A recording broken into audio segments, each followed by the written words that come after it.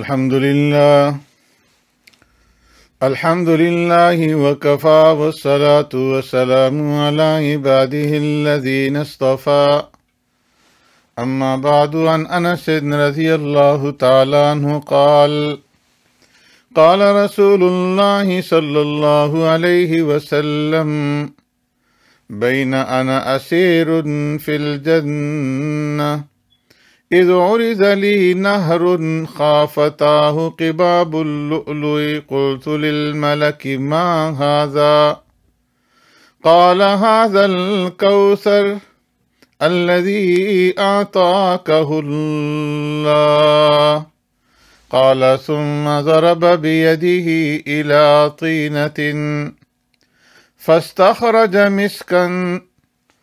أو كما قال عليه الصلاة والسلام صدق رسول الله صلی اللہ علیہ وسلم۔ حضرت انس رضی اللہ تعالیٰ عنہ فرماتے ہیں کہ پیارے پیغمبر صلی اللہ علیہ وسلم نے ارشاد فرمایا، معراج کے سفر کے درمیان میں جنت میں چل رہا تھا، اچانک میرے سامنے ایک نہر آئی جس کے دونوں کناروں پر ایسے موتیوں کے قبے بنے ہوئے تھے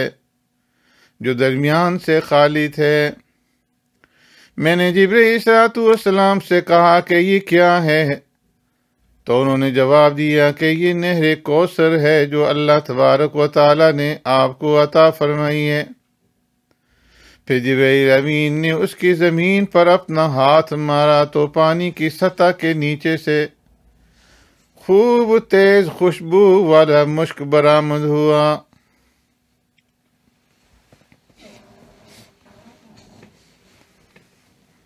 میرے معزز سامعین و ناظرین، السلام علیکم ورحمۃ اللہ وبرکاتہ۔ امید ہے کہ آپ خیر و عافیت کے ساتھ ہوں گے۔ واقعہ معراج کا ذکر آپ کے سامنے ہو رہا ہے۔ اس سے پہلے 7 مجلسیں واقعہ معراج سے متعلق گزر چکی ہیں۔ امید ہے کہ آپ نے ان کو دیکھا اور سنا ہوگا۔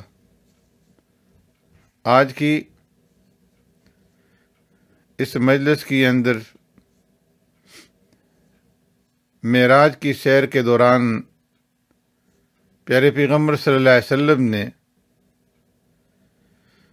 نہر کوثر اور جنت اور دوزخ کی بھی سیر کی اور معائنہ کیا، تو اس سے متعلقہ چند احادیث، ان کا ترجمہ آپ کے سامنے پیش کیا جائے گا۔ اگر آپ نے میرا چینل ابھی تک سبسکرائب نہیں کیا تو اس کو سبسکرائب بھی کر دیں اور دوسروں کے ساتھ شیئر کریں تاکہ نیکی کی پھیلاؤ کے اندر آپ بھی اپنا حصہ ڈال سکیں۔ پیارے پیغمبر صلی اللہ علیہ وسلم 7ویں آسمان کے بعد جب سدرۃ المنتہا کے پاس پہنچے تو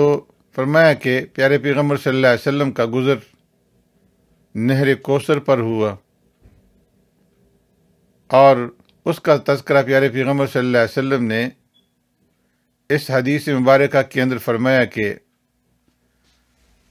اس نہر کے دونوں کناروں کے اوپر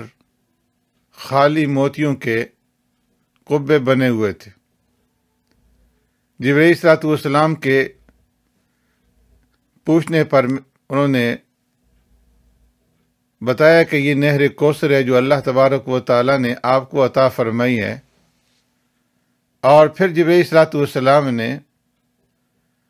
اس نہر پر اپنا ہاتھ مارا تو پانی کے نیچے سے تیز خوشبو، جو مشک کی خوشبو تھی، وہ ظاہر ہوئی۔ ایک روایت کے اندر جس کے راوی حضرت انس بن مالک رضی اللہ تعالیٰ عنہ ہیں، فرماتے ہیں کہ پیارے پیغمبر صلی اللہ علیہ وسلم نے ارشاد فرمایا ثم مضى به في السماء فإذا هو بنهر آخر عليه قصر من لؤلؤ وزبرجد، کہ جبرائیل علیہ الصلوۃ والسلام مجھے آسمانوں سے اوپر لے گئے، جہاں میں نے ایک اور نہر کو دیکھا جس پر قیمتی موتیوں اور عالی شان پتھروں کا قبہ بنا ہوا تھا۔ فضرب يده فإذا هو مسك اظفر، حضرت جبرائیل علیہ السلام نے اس نہر پر اپنا ہاتھ مارا تو اس سے قیمتی مشک کی تیز خوشبو پھوٹی۔ فرماتے ہیں کہ میں نے حضرت جبرائیل علیہ السلام سے پوچھا کہ ما ھذا یا جبریل، اے جبریل یہ کون سی نہر ہے؟ تو حضرت جبرائیل علیہ السلام نے عرض کیا ھذا الکوثر الذی خبأ لک ربک، کہ یہ نہر کوثر ہے کہ جو آپ کے پروردگار نے آپ کے لیے پوشیدہ کر رکھی ہے۔ نہر کوثر کا ذکر اللہ تبارک و تعالی نے قرآن کریم کے اندر فرمایا، اور آپ میں سے اکثریت اس کو جانتی ہے کہ اللہ تبارک و تعالی نے سورہ کوثر کے نام سے آخری سپارے کے اندر ایک سورت پہ نازل فرمائی جس کا نام سورۃ الکوثر ہے، انا اعطیناک الکوثر، جس کی اندر پیغمبر صلی اللہ علیہ وسلم سے اللہ تبارک و تعالی نے خطاب کرتے ہوئے ارشاد فرمایا کہ اے محبوب ہم نے آپ کو نہر کوثر عطا فرمائی ہے۔ بعض روایت سے معلوم ہوتا ہے کہ جب پیارے پیغمبر صلی اللہ علیہ وسلم پہلے آسمان پر پہنچے تو آپ صلی اللہ علیہ وسلم نے پہلے آسمان کے اوپر بھی نہر کوثر کو دیکھا، اور بعض روایت سے معلوم ہوتا ہے کہ 7ویں آسمان سے جب اوپر تشریف لے گئے تو وہاں پر آپ صلی اللہ علیہ وسلم نے نہر کوثر کو دیکھا۔ اس پر بعض حضرات فرماتے ہیں کہ یہ ممکن ہے کہ نہر کوثر کا جو اصل منبع ہے وہ تو 7ویں آسمان کے اوپر جنت کے پاس ہو، لیکن پیارے پیغمبر صلی اللہ علیہ وسلم کو خوش کرنے کے لیے اور پہلے ہی سے دکھلانے کے لیے اس موقع پر اللہ تبارک و تعالی نے نہر کوثر کی ایک شاخ آسمانی دنیا پر جاری فرما دی ہو۔ تو نہر کوثر ایک عالی شان نہر ہے جس کے اندر لذیذ قسم کا اللہ تبارک و تعالی نے مشروب رکھا ہے۔ اللہ تبارک و تعالی اہل ایمان کو پیارے پیغمبر صلی اللہ علیہ وسلم کے دست مبارک سے اس نہر کا پانی نصیب فرمائیں گے، اور اللہ رب العزت ہم سب کو پیارے پیغمبر صلی اللہ علیہ وسلم کے دست مبارک سے نہر کوثر کے اس پانی سے سیراب فرمائے۔ کئی احادیث میں نہر کوثر کی تفصیلات آئی ہیں۔ حوض کوثر کا ثبوت احادیث میں اس قدر کثرت کے ساتھ ہے کہ بعض محدثین نے ان روایات اور احادیث کو تواتر کے درجے میں شمار کیا ہے، اور جو چیز متواتر احادیث سے ثابت ہو وہ قطعی اور یقینی ہوتی ہے، اس پر ایمان لانا ضروری ہے، اور اس کا انکار یا ایسی تعویل کرنا جو انکار کے درجے میں آئے تو شریعت کے روح سے وہ کفر کہلاتی ہے۔ کئی احادیث سے معلوم ہوتا ہے کہ قیامت کے دن حوض کوثر سے فرشتے بعض لوگوں کو ہٹا دیں گے، تو پیارے پیغمبر صلی اللہ علیہ وسلم اس وقت فرشتوں سے فرمائیں گے کہ انہیں آنے دو، یہ تو میری امت کے لوگ ہیں۔ تو اس وقت اللہ رب العزت کی طرف سے بذریعہ فرشتے یہ جواب دیا جائے گا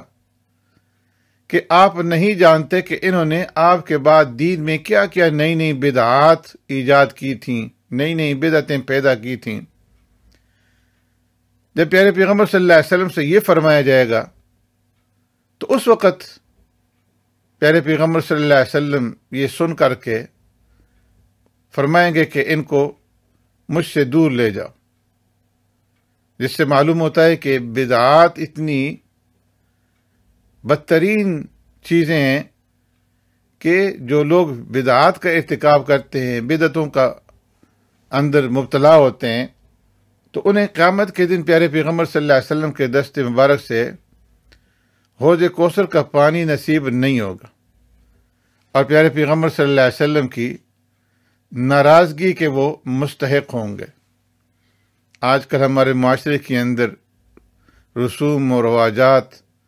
اور دین کے اندر نئی نئی چیزیں نکالنے اور بدعات کا رواج جو ہے وہ عام ہو چکا ہے۔ کثرت سے لوگ جو ہے بدعات کا ارتکاب کرتے ہیں، بدعتوں کے اندر مبتلا ہوتے ہیں اور اس کو دین کا حصہ سمجھتے ہیں، اس کو دین سمجھتے ہیں اور دین سمجھ کر کے کرتے ہیں، اور جب بدعات سے روکا جاتا ہے تو اس کے اوپر جو ہے وہ ناراض ہو جاتے ہیں اور مخالفت کے اوپر، دشمنی کے اوپر اتر آتے ہیں۔ حالانکہ ان بدعات کا جو انجام ہے وہ نہایت ہی برا ہے۔ پیارے پیغمبر صلی اللہ علیہ وسلم نے ارشاد فرمایا کہ کل بدعت ضلالہ وکل ضلالۃ فی النار، ہر بدعت گمراہی ہے اور ہر گمراہی جو ہے وہ دوزخ کے اندر لے جانے والی ہے۔ تو اللہ رب العزت ہمیں ہر قسم کی ان بدعات سے، شرک سے، رسومات سے بچنے کی توفیق نصیب فرمائے۔ ایک دوسری روایت کے اندر حضرت معاویہ بن حیدر رضی اللہ تعالیٰ عنہ سے مروی ہے، فرمایا سمعت رسول اللہ صلی اللہ علیہ وسلم یقول فی الجنت بحر اللبن وبحر الماء وبحر العسل وبحر الحمر ثم تشقق الانہار منها بعد۔ فرمایا میں نے پیارے پیغمبر صلی اللہ علیہ وسلم کو یہ ارشاد فرماتے ہوئے سنا کہ جنت میں دودھ کا سمندر ہے اور پانی کا سمندر ہے اور شہد کا سمندر ہے اور شراب کا سمندر ہے، اور پھر ان سے آگے مزید نہریں پھوٹتی ہیں۔ اس حدیث میں جن 4 چیزوں کا ذکر فرمایا گیا ہے، انہی 4 چیزوں کا ذکر اللہ تبارک و تعالی نے سورہ محمد کے اندر، قرآن کریم کے اندر بھی فرمایا ہے۔ فرمایا مثل الجنت التي وعد المتقون فيها انہار من ماء غیر آسن۔ فرمایا جس جنت کا وعدہ اللہ تبارک و تعالی نے متقیوں سے، اہل ایمان سے کر رکھا ہے، ان نہروں کی کیفیت یہ کہ فيها انہار من ماء غیر آسن،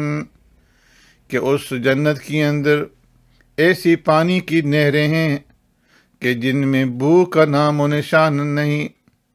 ہر قسم کے تغیر سے وہ پاک ہیں۔ وَأَنْهَارٌ مِّن لَبَنٍ لَمْ يَتَغَيَّرْ طَعْمُهُ، اور فرمایا اس جنت کے اندر ایسی دودھ کی نہریں ہیں جن کا ذائقہ کبھی بدلے گا نہیں۔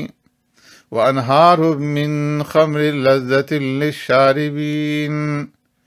اور اس جنت کے اندر اللہ تبارک و تعالی نے شراب کی ایسی نہریں جاری کر رکھی ہیں جو پینے والوں کے لیے لذت افزا ہوں گی، لذت پہنچانے والی ہوں گی۔ وَأَنْهَارٌ مِّنْ عَسَلٍ مُّصَفًّى، اور فرمایا اس جنت کے اندر اللہ تبارک و تعالی نے اپنے بندوں کے لیے شہد کی صاف اور شفاف نہریں جاری رکھی ہیں۔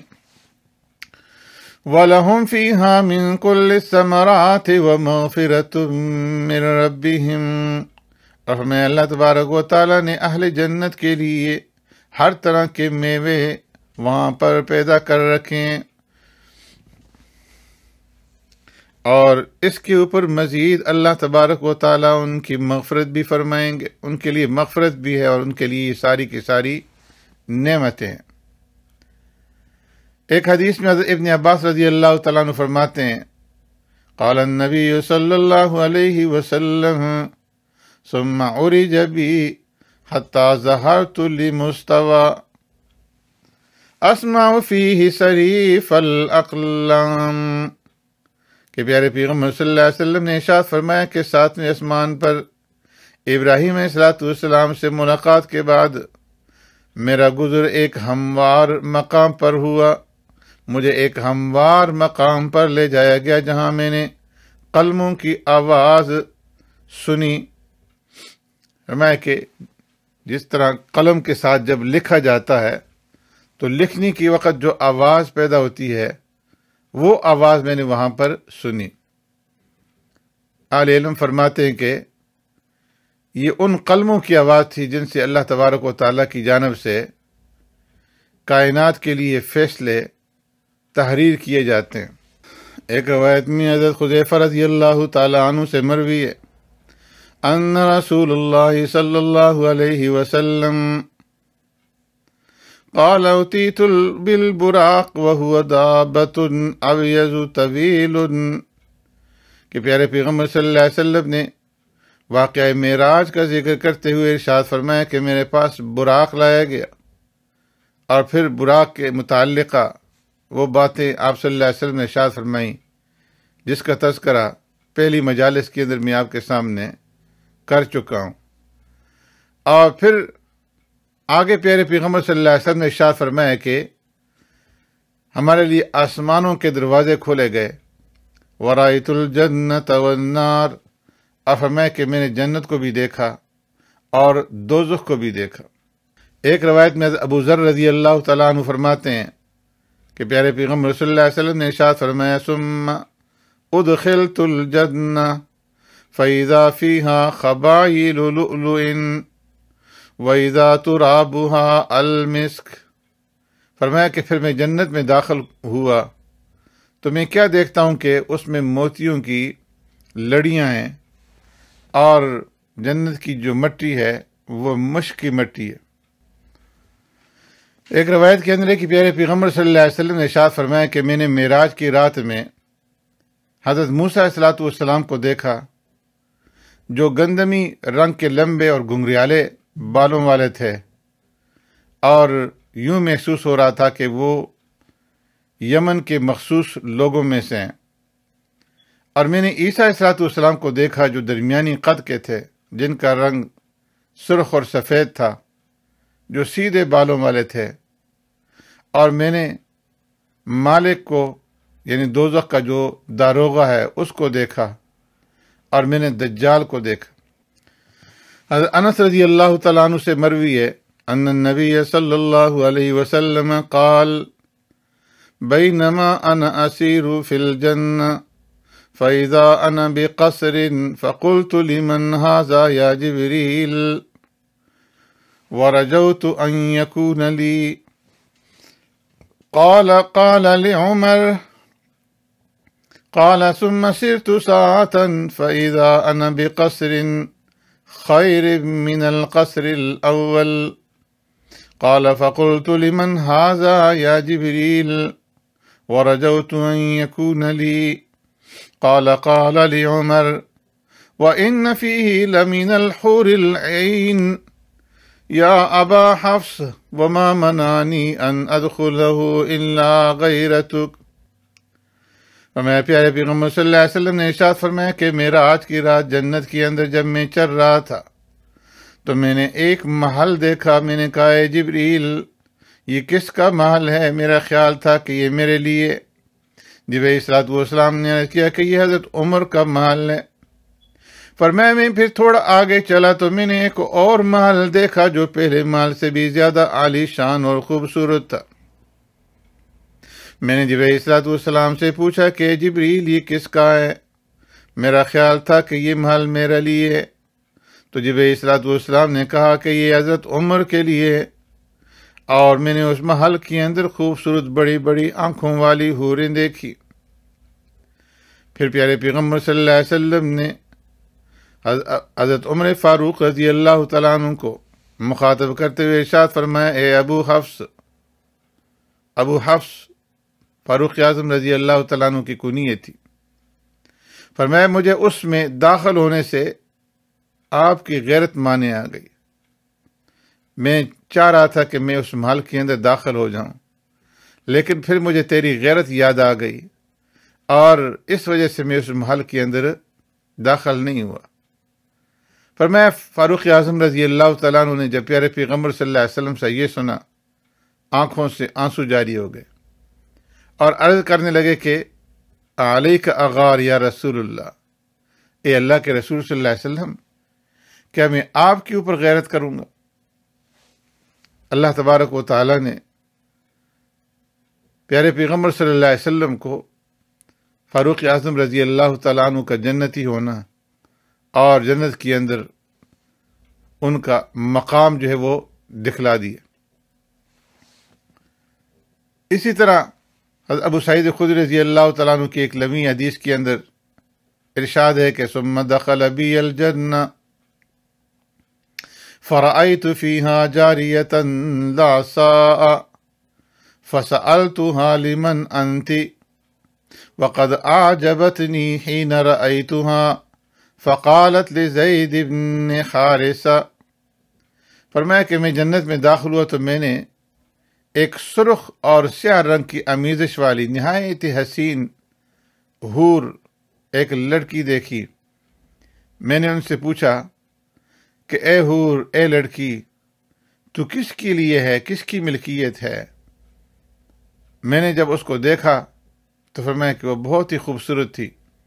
اس نے جواب دیا کہ میں زید ابن حارثہ کے لیے ہوں۔ زید ابن حارثہ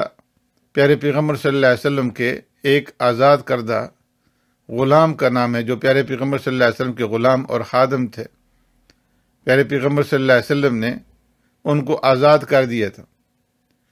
تو پیارے پیغمبر صلی اللہ علیہ وسلم نے اپنے غلام حضرت زید ابن حارثہ رضی اللہ تعالیٰ عنہ کو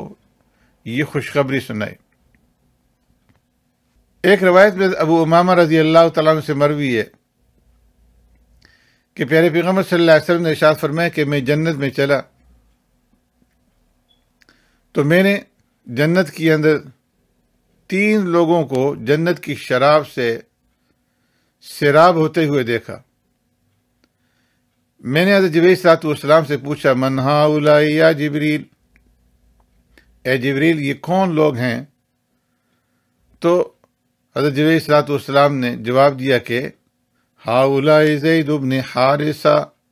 و جعفر وابن رواحہ رضی اللہ تعالی عنہم، کہ یہ 3 لوگوں میں سے ایک زید ابن حارثہ اور دوسرا جعفر اور تیسرا ابن رواحہ رضی اللہ تعالیٰ عنہ میں۔ حضرت زید ابن حارثہ رضی اللہ تعالیٰ عنہ نے اسلام کے لیے بڑی قربانیاں دی تھیں۔ اسی طریقے سے حضرت جعفر رضی اللہ تعالیٰ عنہ اور ابن رواحہ رضی اللہ تعالیٰ عنہ نے بھی۔ اس لیے اللہ تبارک و تعالیٰ نے ان کو جنت کے اندر یہ نعمت عطا فرمائی۔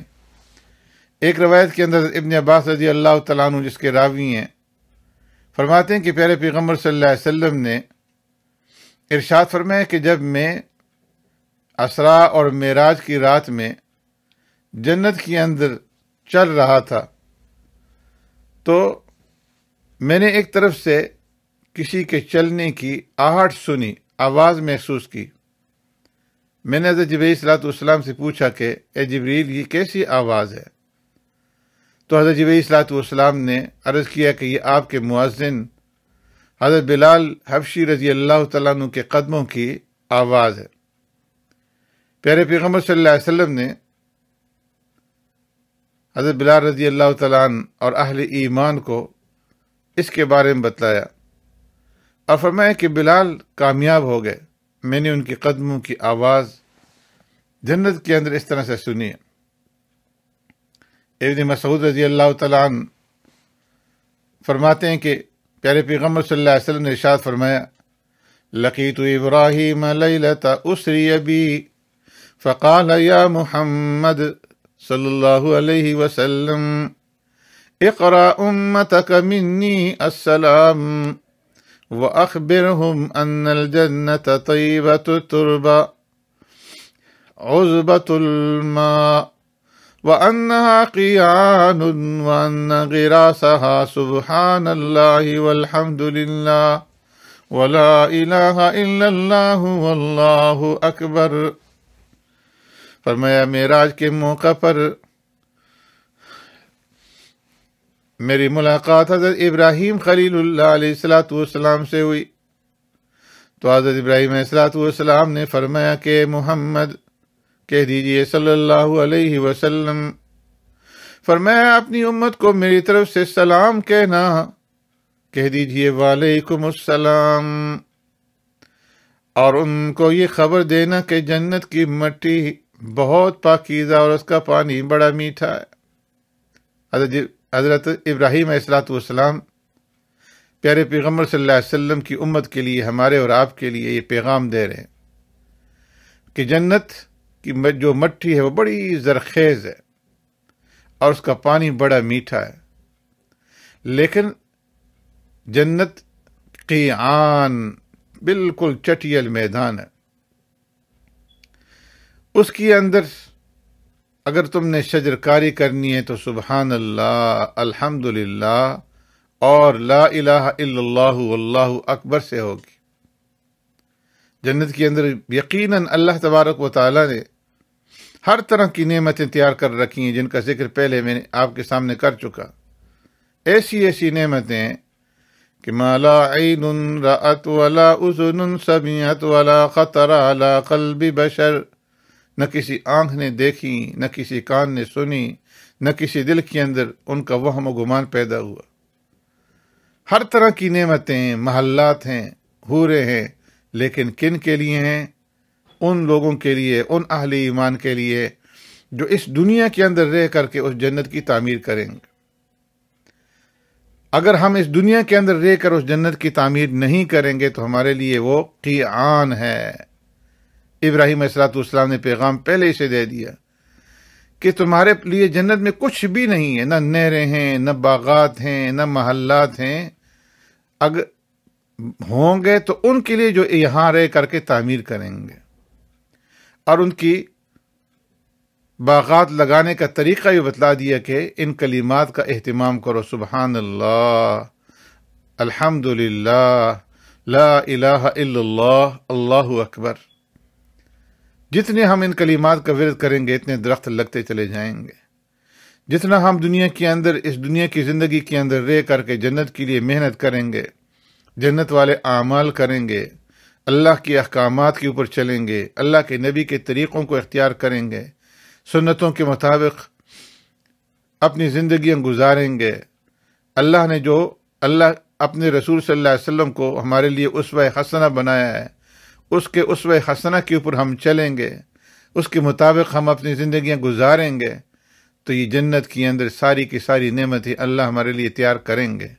ہر عمل کے بدلے میں وہاں پر نعمتیں بنتی چلی جائیں گی، باغات لگتے چلے جائیں گے، محلات بنتے چلے جائیں گے۔ حدیث کے اندر آتا ہے کہ جنت کے اندر اہل جنت کے لیے محلات کی تعمیر ہو رہی ہوتی ہے، اچانک تعمیر رک جاتی ہے، ان سے پوچھا جاتا ہے کہ تعمیر کیوں رک گئی؟ تو فرماتے ہیں کہ پیچھے سے مٹیریل کا آنا بند ہو گیا، تو مٹیریل یہاں سے ہم سپلائی کریں گے نیک اعمال کی صورت کے اندر، تو تب ہمارے لیے جنت بنے گی، ہمارے لیے محلات بنیں گے، ہمارے لیے باغات لگیں گے۔ اس لیے الدنیا مزرعۃ الآخرہ، یہ دنیا آخرت کی کھیتی ہے۔ کھیتی کے اندر بوئیں گے تو فصل نکلے گی، اگر کھیتی کے اندر ہل نہیں چلائیں گے، کھیتی کے اندر بیج نہیں ڈالیں گے، کھیتی کو پانی نہیں دیں گے، کھیتی کی حفاظت نہیں کریں گے، تو کھیتی کچھ بھی نہیں، اس کے اندر کچھ بھی نہیں پیدا ہوگا، وہ بنجر زمین رہ جائے گی۔ تو اسی طریقے سے جنت کی زمین ان لوگوں کے لیے بنجر ہے، قیعان ہے، ویران ہے، کہ جو اس دنیا کے اندر رہ کر کے اس کے لیے تیاری نہیں کرتے، اس کے اندر بیج نہیں ڈالتے،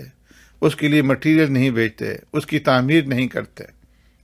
اس لیے اللہ رب العزت سے سوال کیجئے کہ ہمیں اس دنیا کی زندگی کے اندر اپنے احکامات اور پیارے پیغمبر صلی اللہ علیہ وسلم کی بتائے ہوئے اسوہ حسنہ کے مطابق زندگی گزارنے کی توفیق عطا فرمائے۔ ایک روایت کے اندر پیارے پیغمبر صلی اللہ علیہ وسلم نے ارشاد فرمایا ان رسول اللہ صلی اللہ علیہ وسلم لیلۃ اسری بہ مر علی ابراہیم فقال من معك یا جبریل قال ھذا محمد۔ فرماتے ہیں کہ معراج کے موقع پر جب مجھے آسمانوں کی سیر کروائی گئی تو میرا گزر حضرت ابراہیم علیہ السلام کے اوپر ہوا۔ حضرت ابراہیم علیہ السلام نے حضرت جبریل علیہ السلام سے پوچھا کہ جبریل مماک، آپ کے ساتھ یہ شخصیت کون ہے؟ قال ھذا محمد، فرمایا کہ یہ محمد صلی اللہ علیہ وسلم ہے۔ تو فرمایا فقال له ابراہیم مر امتک فلیکثروا من غراس الجنہ، فرمایا کہ ابراہیم علیہ السلام نے مجھے مخاطب کر کے فرمایا کہ اے محمد صلی اللہ علیہ وسلم، آپ اپنی امت کو یہ حکم دیجیے کہ وہ جنت کے اندر خوب شجرکاری کریں، جنت کی اندر خوب اپنے لیے درخت لگوائیں، باغات لگوائیں، اس کی کثرت کریں، اس لیے کہ فَإِنَّ تُرْبَتُهَا طَيِّبَةٌ وَأَرْضُهَا وَاسِعَةٌ، ایک تو جنت کی جو زمین ہے وہ بڑی پاکیزہ زمین ہے، اور دوسری اس زمین کے اندر فرمایا تنگی نہیں ہے۔ وَأَرْضُهَا وَاسِعَةٌ، جنت کی جو زمین ہے وہ بڑی وسیع اور بڑی کشادہ زمین ہے، اس لیے جتنے تم درخت لگا سکتے ہو لگاؤ، وہ جنت کے اندر پھیلتے ہی چلے جائیں گے، جتنے لمبے جتنے بڑے باغات اپنے لیے بنانا چاہتے ہو بناؤ، وہاں کوئی یہ لمٹ نہیں ہے کہ اتنی کنال کی جگہ فلانے کو ملے گی، اتنے کنال کے اندر تم جو ہے یا اتنے مرلوں کے اندر یا اتنے ایکڑ کے اندر تم باغ لگا سکتے ہو اور اس سے آگے نہیں لگا سکتے۔ فرمایا اس کی زمین بڑی وسیع، بڑی کشادہ ہے اور ہے بھی بڑی زرخیز، بڑی پاکیزہ۔ اب اس کے اندر باغات لگانا، شجرکاری کرنا، یہ تمہارا کام ہے کہ کس قدر کثرت کے ساتھ لگا سکتے ہو، جتنے لگواؤ گے لگ جائیں گے۔ اور فرمایا وقال وما غراس الجنہ، پوچھا گیا کہ جنت کی شجرکاری کیا ہے؟ قال لا حول ولا قوة الا باللہ، تو فرمایا ابراہیم علیہ السلام نے کہ جنت کی جو شجرکاری ہے وہ لا حول ولا قوة الا باللہ کے کلمات ہیں۔ اس حدیث سے ان کلمات کی فضیلت بھی معلوم ہوئی کہ جو آدمی کثرت کے ساتھ ان کلمات کا ورد کرتا ہے، لا حول ولا قوة الا باللہ، تو یہ اس کے لیے جنت کی شجرکاری کا کام کرتے ہیں۔ اللہ رب العزت ہمیں توفیق دے۔ پہلی حدیث کے اندر سبحان اللہ، الحمدللہ، لا الہ الا اللہ، اللہ اکبر کا ذکر تھا، اور اس کے اندر لا حول ولا قوة الا باللہ۔ تو جتنے بھی اذکار ہیں صبح و شام، جو اذکار کیے جاتے ہیں، جو ذکر کرتے ہیں، اس کے اندر کم از کم ان تسبیحات کا جو ہے وہ اہتمام کر لیا جائے۔ اگر زیادہ نہیں ہو سکتی تو صبح و شام ایک ایک تسبیح جو ہے یعنی 100 مرتبہ سبحان اللہ، الحمدللہ، لا الہ الا اللہ، اللہ اکبر، لا حول ولا قوة الا باللہ العلی العظیم، تیسرا کلمہ جو ہے اس کا ہم ورد کریں گے تو اس سے ہماری جنت کے باغ جو ہے وہ بنتے چلے جائیں گے۔ ایک روایت کے اندر ہے پیارے پیغمبر صلی اللہ علیہ وسلم نے ارشاد فرمایا کہ میں نے شب معراج کے موقع پر آسمانوں پر یہ تسبیح سنی، سبحان العلی الاعلی سبحانہ وتعالی، سبحان العلی الاعلی سبحانہ وتعالی، سبحان العلی الاعلی سبحانہ وتعالی۔ پاک ہے وہ ذات جو بلند ہے اور پاکیزہ ہے اور بلند ہے، پاک ہے وہ ذات جو بلند ہے، پاکیزہ ہے اور بلند۔ ایک حدیث کے اندر ہے کہ ابو اسحاق شیبانی فرماتے ہیں سألت زر ابن حبیش عن هذه الآیہ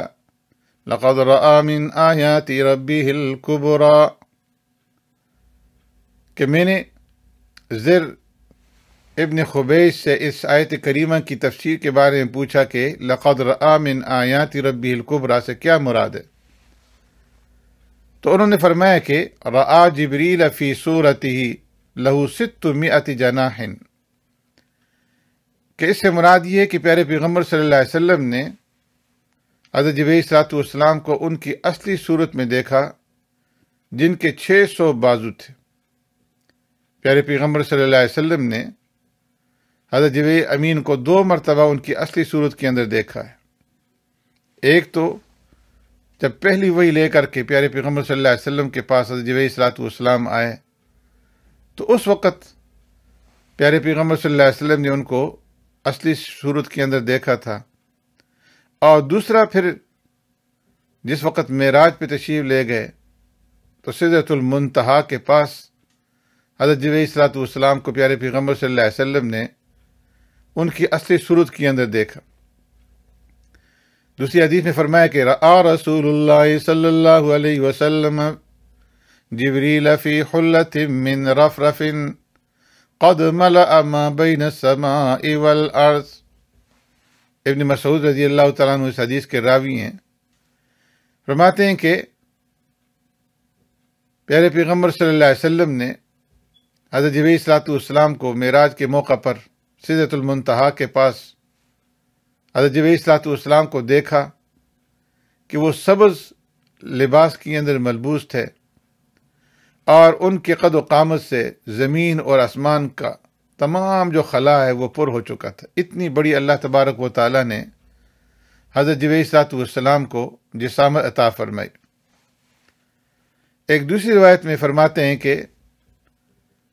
جب عبداللہ ابن مسعود رضی اللہ تعالیٰ عنہ سے اس آیت کریمہ کی تفسیر پوچھی گئی، وَلَقَدْ رَآهُ نَزْلَةً أُخْرَى عِنْدَ سِدْرَةِ الْمُنْتَهَى عِنْدَهَا جَنَّةُ الْمَأْوَى، تو فرمایا کہ انہوں نے جواب دیا قال رسول اللہ صلی اللہ علیہ وسلم رأیت جبریل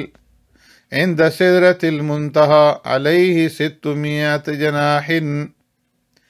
ينتصر من ریشہ التہاویل الدر والیاقوت۔ میں پیارے پیغمبر صلی اللہ علیہ وسلم نے کہ میں نے جبریل صلی اللہ علیہ وسلم کو سدرۃ المنتہا کے قریب دیکھا۔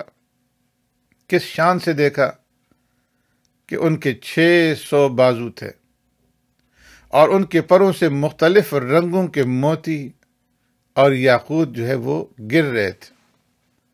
اللہ تبارک و تعالیٰ نے حضرت جبریل صلی اللہ علیہ وسلم کو اتنی عظمت اور اتنی شان عطا فرمائی ہے،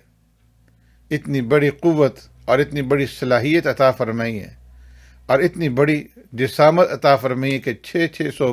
ان کے بازو ہیں، پر ہیں، اور اتنی قد و قامت ہے کہ زمین اور آسمان کا سارا خلا ان کی جسامت سے جو ہے وہ پر ہو گیا تھا، بھر گیا تھا۔ لیکن حضرت جبرائیل صلی اللہ علیہ وسلم ہی کے بارے میں پیارے پیغمبر صلی اللہ علیہ وسلم نے ایک دوسری حدیث کے اندر ارشاد فرمایا، جس کے راوی جابر رضی اللہ تعالیٰ عنہ ہیں، فرماتے ہیں کہ مرات لیلۃ اسری بی بالملأ الاعلی، کہ معراج کے موقع پر، اسراء کے موقع پر میرا گزر ملأ اعلی کہتے ہیں کہ اوپر کی جماعت، فرشتوں کی جماعت جو آسمانوں پر ہے، تو میں ان کے اوپر ہوا، تو اس وقت میں نے حضرت جبرائیل صلی اللہ علیہ وسلم کو دیکھا کہ جو اللہ کے خوف کی وجہ سے اس قدر گھل گئے تھے، پگھل گئے تھے کہ وہ باریک کپڑے کی طرح سے جو ہے وہ کمزور ہو گئے تھے۔ ایک طرف تو اللہ نے اس قدر جسامت عطا فرمائی، لیکن دوسری طرف ان کے اوپر اللہ کے خوف کا اس قدر غلبہ تھا کہ وہ بالکل سکڑ گئے تھے۔ معلوم ہوا کہ اللہ کے فرشتے جو کہ نورانی مخلوق ہیں اور گناہوں سے پاک ہیں، معصوم ہیں، وہ بھی اللہ تبارک و تعالیٰ کا اس قدر سخت خوف رکھتے ہیں، اور اس خوف کی وجہ سے وہ اس قدر کمزور اور لاغر ہو جاتے ہیں، اس لیے کہ وہ اللہ کی عظمت کو، اللہ کی بڑائی کو، اس کی کبریائی کو، اس کی شان کو جانتے ہیں۔ تو پیارے پیغمبر صلی اللہ علیہ وسلم نے لیلۃ الاسراء کے موقع پر جنت اور جہنم کی جو سیر کی، حضرت جبرائیل علیہ السلام کو ان کی اصلی صورت کے اندر دیکھا، ابراہیم علیہ السلام سے ملاقات کی اور ان کا پیغام جو ہے وہ امت تک پہنچایا، اس کا ذکر میں نے اختصار کے ساتھ آپ کے سامنے کیا۔ اللہ تبارک و تعالی ان احادیث کے اندر جن جن چیزوں کا ذکر کیا گیا ان کے اوپر ہمیں عمل پیرا ہونے کی توفیق نصیب فرمائے، اور مرنے سے پہلے ہمیں اس دنیا کی زندگی کی اس کی قدر و قیمت کو جاننے اور اعمال کے ساتھ اس زندگی کو گزارنے کی توفیق عطا فرمائے۔ سبحانک اللہم و بحمدک، نشہد ان لا الہ الا انت، نستغفرک و نتوب الیک۔